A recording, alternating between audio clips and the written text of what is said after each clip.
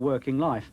But I thought this morning it would be rather nice for us to look back over the past 20 years or so, which has been a most exciting period for television, beginning, of course, with the introduction of 625-line colour broadcasting in 1969. Now, I know that you feel that looking back on it, this was an immensely successful operation. Indeed, we avoided all the problems that the Americans had had.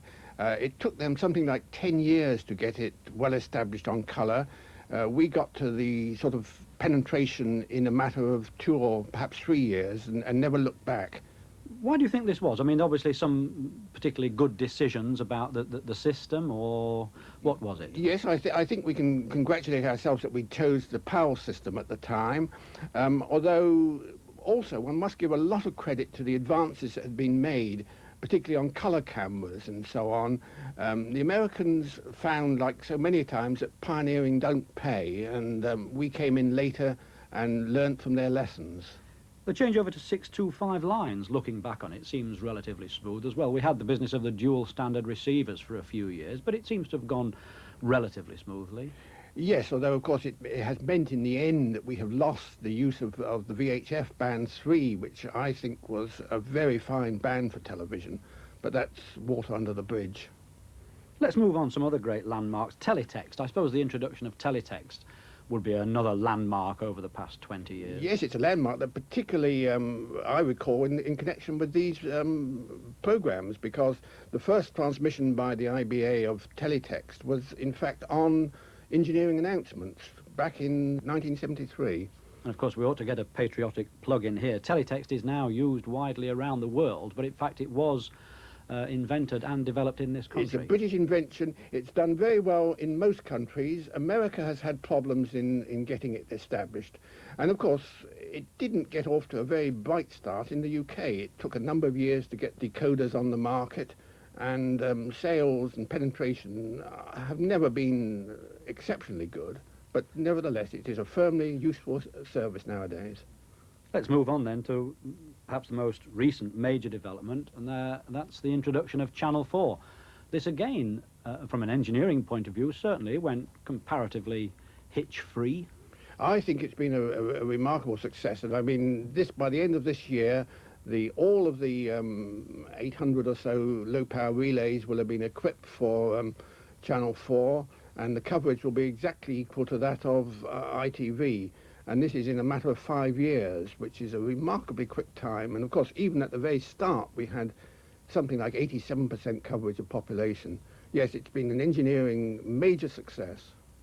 Now, it might seem, in case some viewers think we're looking back on the past rather through rose-tinted spectacles, as it were, there must be some blots on the record somewhere, Pat, along the line? Well, the thing I remember most was, in fact, the collapse of the Emley Moor Mast in March 1969, which threatened the whole of the programme for going into UHF and colour. To have a major mast collapse in that way really did look for a time as though we were going to have to put the whole programme back. But thank goodness it all got put right, and of course we now have the concrete mast there.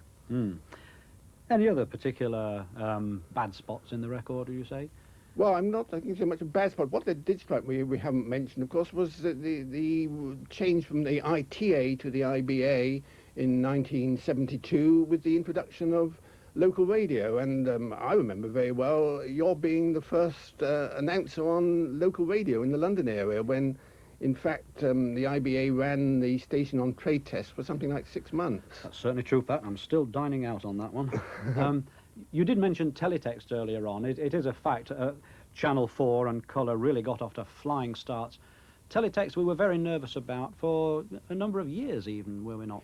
Indeed. I mean, it was fairly expensive for viewers at the time. It was a great deal of difficulty in getting the idea of teletext across to viewers.